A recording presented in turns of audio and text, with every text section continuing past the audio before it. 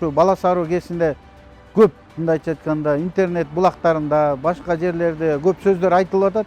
Ушул Бала Сарууну куруп койду, бирок ошол КЭСте мындайча айтканда ушул штаттык режимде иштебей атат деп. Ага да өзүм күбө болдум. Бүгүн чыккан суу менен 12 мегаваттка чейин электр энергия берип атыптыр. Эми бул Киров суу сактагычында суунун чыгышы менен байланышы бар. План боюнча 80 миллион киловатт саат быйылкы жылга коюлган. Азыр бүгүнкү күндө 72-73 миллион киловатт саат уже бүтүп. Дагы астыда 6 ай бар. Мен ойлойм, булар 120%ке чейин планын аткарат деп. Бала Саруу КЭСи бүгүнкү күндө активдүү иштеп жатат.